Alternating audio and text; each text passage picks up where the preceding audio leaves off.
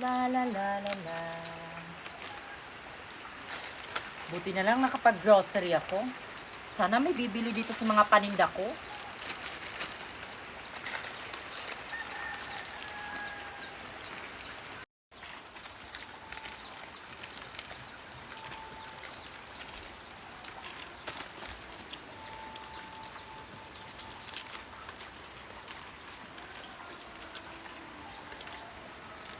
Bili na kayo sa paninda ko, murang-mura lang.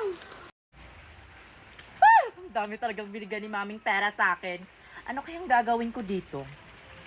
Mag-shopping? Kakain sa Jollibee? Mag-coffee sa Starbucks? Naguguluhan ako. Mag-shopping na lang ako. Bili na kayo mga suki. Nagtitinda ka rin pala dito sa Quiapo, Mercy? Bakit dito ka nagtitinda, Mercy? Paki mo ba, Queenie, kung dito ako nagtitinda? Takot ka lang siguro malamangan kasi maraming bibili sa akin. Walang bibili dyan sa mga paninda mo, Mercy.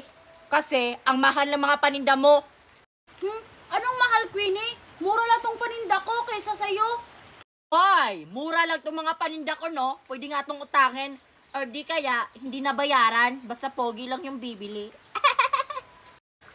Ang harot-harot mo talaga, Queenie. Mas mabuti pang ayusin mo yung paninda mo dyan. Baka napanis na yan. Okay. Uy, si Precious. Precious! Uy, Queenie, nagtitinda ka na pala dito sa Quiapo. Bala ko sana pumunta dun sa mall kasi magsha-shopping ako kasi I have a lot of money.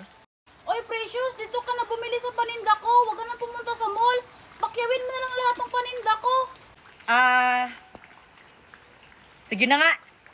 Bibilhin ko na yung mga paninda nyo para makauwi na kayo sa bahay nyo. Naku, Precious, wag kang bumili dyan sa tindahan ni Mercy.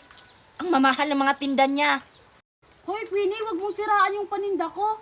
At saka wag mong kunin yung suki ko. Palibhasa kasi sa'yo, walang bumibili sa paninda mo.